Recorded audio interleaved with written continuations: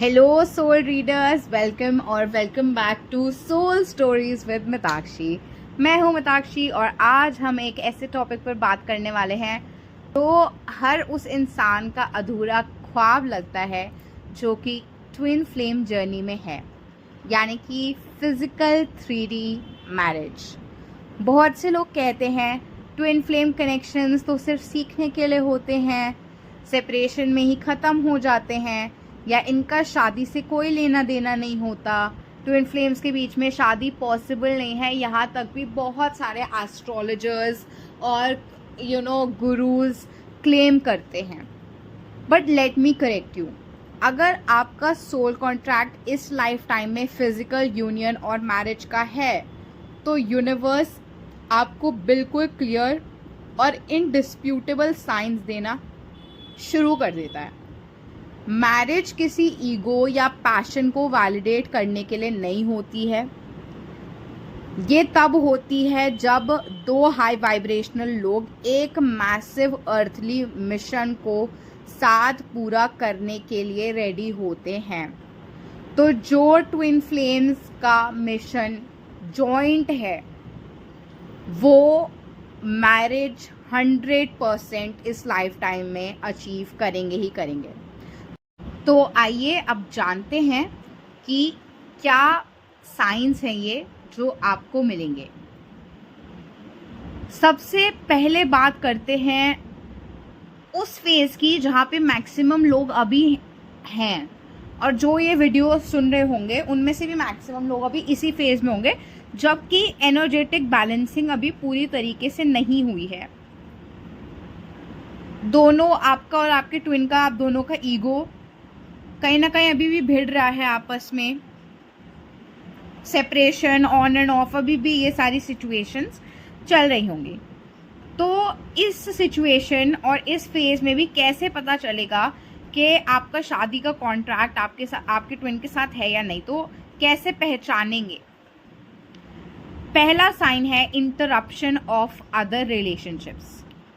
अगर आपके ट्विन के साथ मैरिज का कॉन्ट्रैक्ट है तो आप दोनों चाहकर भी किसी और के साथ लॉन्ग टर्म फिजिकल या इमोशनल सेटलमेंट नहीं कर पाएंगे। लॉन्ग टर्म छोड़िए, शॉर्ट टर्म भी आपका नहीं हो पाएगा। आप कोशिश करेंगे और वो कोशिश बर्बाद हो जाएगी।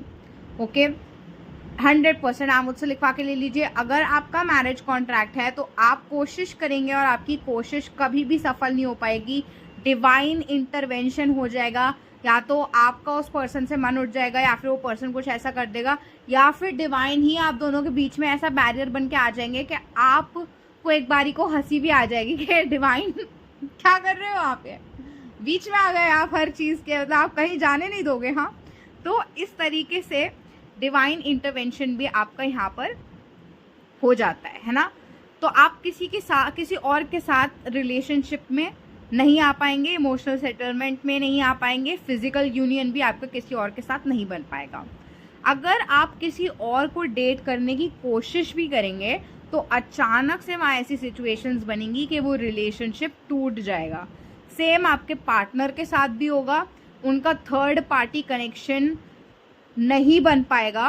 ओके, स्ट्रॉन्ग लगने वगने की तो बात छोड़ो, थर्ड पार्टी कनेक्शन नहीं बन सकता, उनका नहीं बन पाएगा, बिखर जाएगा अगर वो कोशिश करेंगे तो, और बार बार बिखरता ही रहेगा।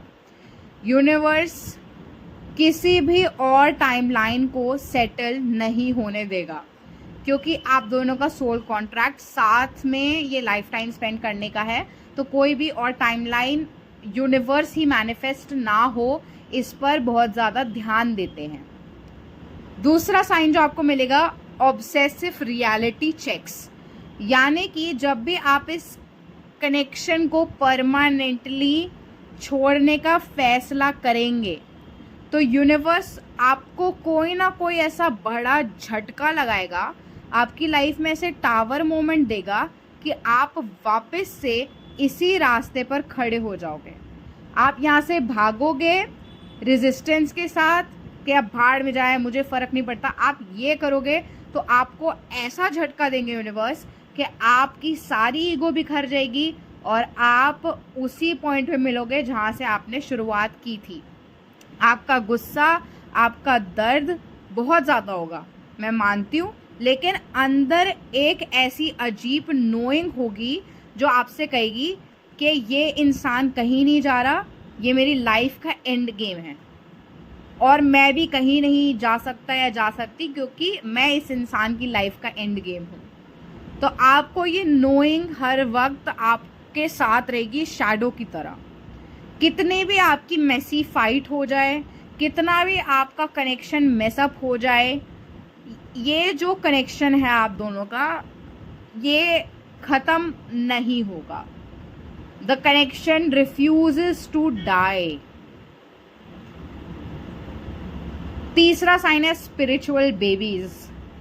जिन लोगों के मैरिज लिखी हुई है, मैरिज का कॉन्ट्रैक्ट है, उनका 100% ज़्यादातर, okay, unless you are one of those couples जो नई बेबीज जिनके कॉन्ट्रैक्ट का पार्ट है, बट मैरिज यूजुअली हैज़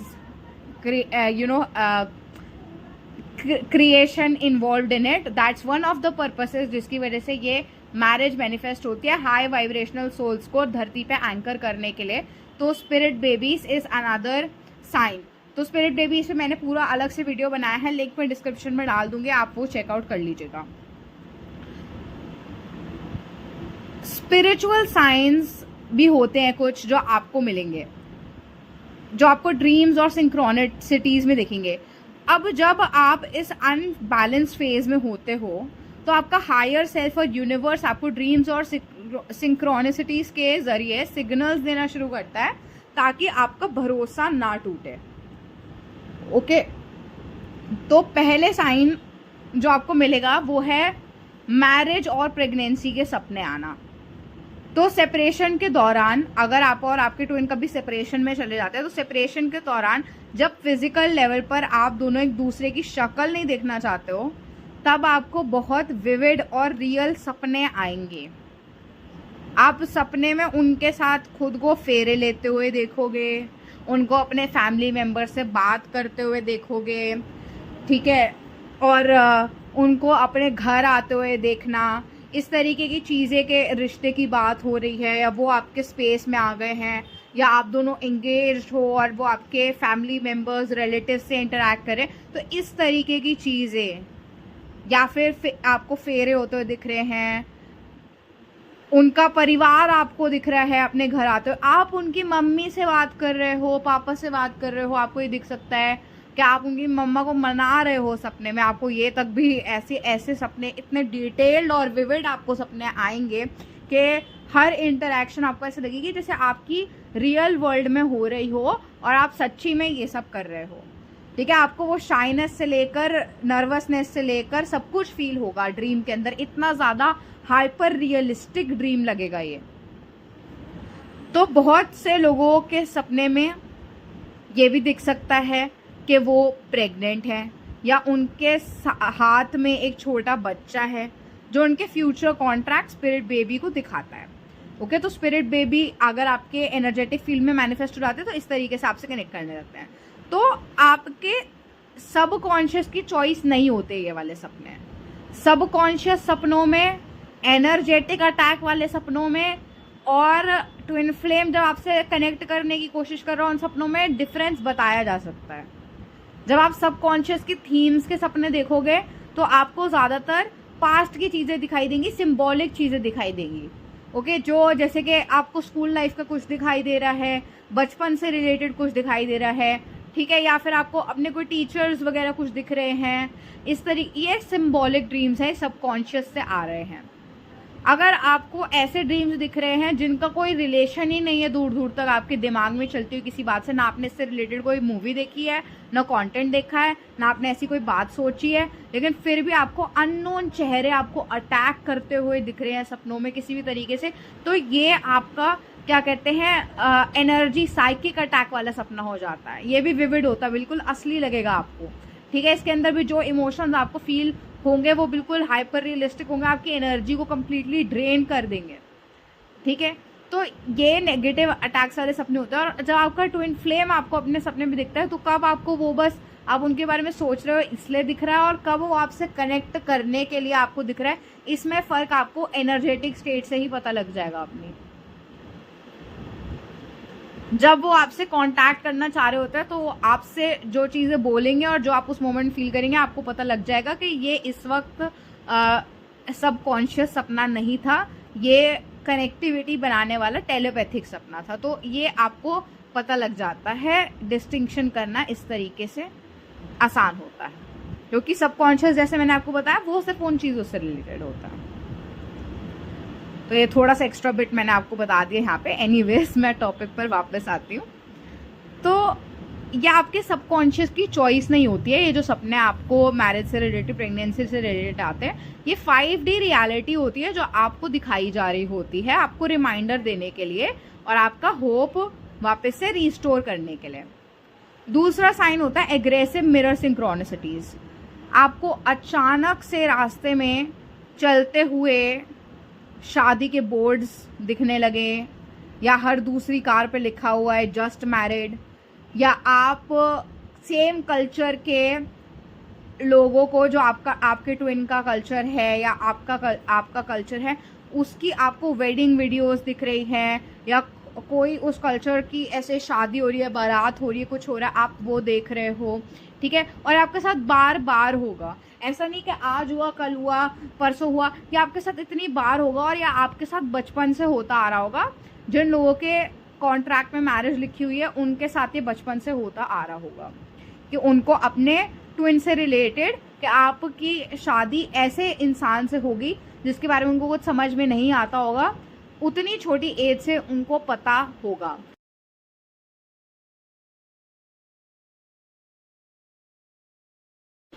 तो उसमें भी अगर आप पढ़ेंगे तो आपको मिलेगा कि जो माता पार्वती थी उनको बचपन से ही सती रूप के बाद जब वो पार्वती रूप में आई थी तो उनको बचपन से ही साइंस मिलने लग गए थे, और उनको पूरा यूनिवर्स बार बार रियलाइज़ कराता था that there is somebody called Shiva जो उनके हस्बैंड हैं, और इस वजह से बचपन से ही उनका इंक्लिनेशन था उनके टूवर्ड्स।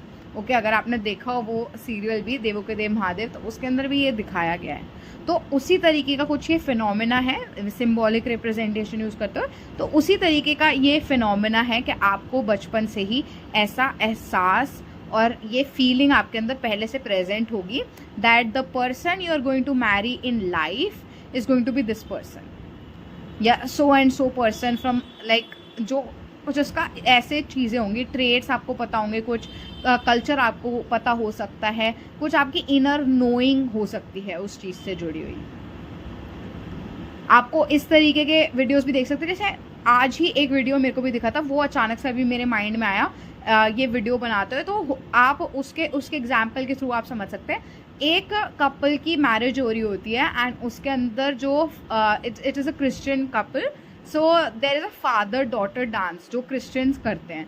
ओके, तो the father and the daughter are dancing together. तो जो लड़की के फादर होते हैं वो एक क्लिप प्ले करते हैं अपनी डॉटर की चाइल्डहुड की, जिसके अंदर वो उससे पूछ रहे हैं कि उसकी कैसी वेडिंग होगी जब वो मतलब बड़ी हो जाएगी। तो ऑब्वियसली छोटे बच्चे बताते हैं और छोटे बच्चों से ऐसे पूछ लेते हैं उनके पेरेंट्स। तो वो छोटी सी एंड शी इज़ टेलिंग के यू नो उसके अंदर सुपर मैन्स होंगे और सुपर पावर वाले लोग आएंगे और ये होगा वो होगा, सुपर हीरोज़ मेरी वेडिंग में होंगे, फेस पेंटिंग होगी मेरी वेडिंग के अंदर। तो ऐसी चीज़ें वो बोल रही है। तो फिर वो कहते हैं ओके, और वो लड़का कौन होगा जिससे तुम्हारी शादी होगी? तो फिर वो कहती है मैक्स। ओके, एंड उसका जो हस्बैंड होता है उसका नाम होता है मैक्स। तो जैसे ही उसका हस्बैंड ने सुनता है वो काइंड ऑफ शॉक में चल जाता है। आप उसको मैनिफेस्टेशन बोल लो, नोइंग बोल लो, सोल कनेक्शन बोल लो, कुछ भी बोल लो। तो it is that kind of a scenario जहाँ पे आपको पता होता है। आपको उनका सरनेम हर जगह दिखना, ऐसे सिंक्रोनिसिटीज़ हो सकती है। किसी बिल बोर्ड पर लिखा हुआ है उनका सरनेम, किसी बुक पर लिखा हुआ है उनका नाम लिखा हुआ है, सरनेम लिखा हुआ है, रैंडम पर्सन की आईडी पर लिखा हुआ है। जब आप उन्हें गुस्से में ब्लॉक करने का सोचेंगे तभी आपके सामने कोई पुरानी वेडिंग वीडियो या डिवाइन यूनियन का सिंबल आ जाएगा, या आपकी फीड पर आ जाएंगी उनसे कनेक्टेड ऐसे सिंबल्स, या वेडिंग वीडियोस और ये सब, या प्रेग्नेंट विमेन आपको दिख जाना, या बेबीज दिख जाना। इनफैक्ट आपको ऐसे बेबीज दिख सकते हैं। तो ये कॉन्टिन्यूस साइंस आपको आते रहेंगे जब आप 3D में क्योस में हो, पर 5D में मैरिज जो आपकी स्क्रिप्ट है वो फिक्स हो चुकी है। अब जो नेक्स्ट फेज आता है वो होता है जब आप बैलेंस हो जाते हो। ओके, जब आप इनर यूनियन का आप अपना इनर यूनियन पूरी तरीके से अटेन कर लेते हो, आपकी इनर यिन और यांग, शिव और शक्ति बैलेंस हो जाती है और आपका यूनियन सेटल होने लगता है।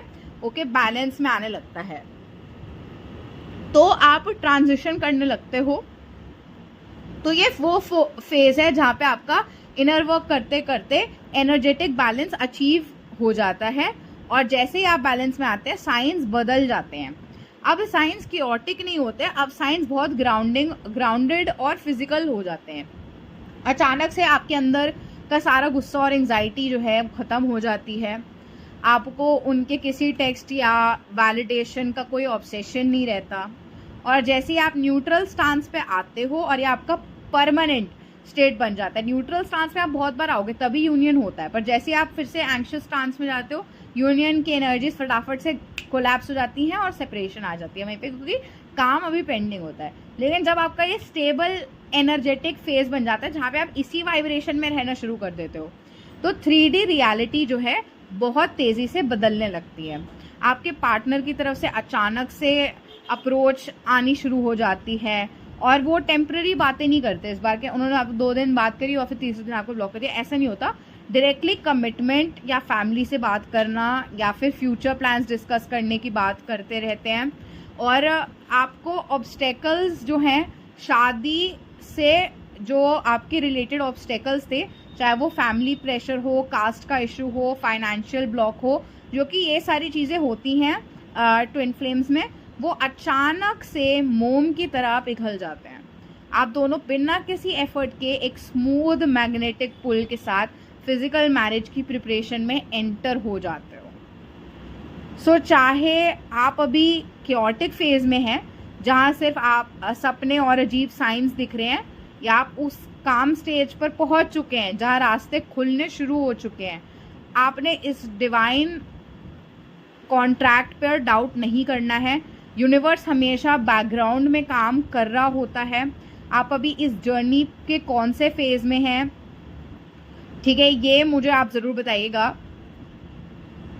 कौन से साइंस आपको मिल रहे हैं, स्पिरिचुअल ड्रीम्स अगर आपने कोई ऐसे देखे हो तो कमेंट सेक्शन में ज़रूर शेयर कीजिएगा। और इस एनर्जी को क्लेम करने के लिए I trust the divine timeline of my marriage contract ऐसा ज़रूर लिखिएगा। आप इसको फॉर्म भी कर सकते हैं। I trust the divine timeline of my marriage contract, I trust the divine timeline of my marriage contract. अपना इनर वर्क जारी रखिए, क्योंकि वही आपको इस क्योस से निकालकर फाइनल यूनियन तक लेकर जाएगा।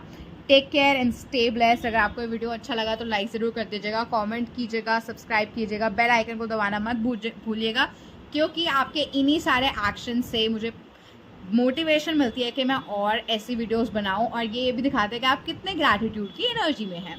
ग्रैटिट्यूड बांटिए, मैसेज को क्लेम कीजिए। Karma is real. Bye bye.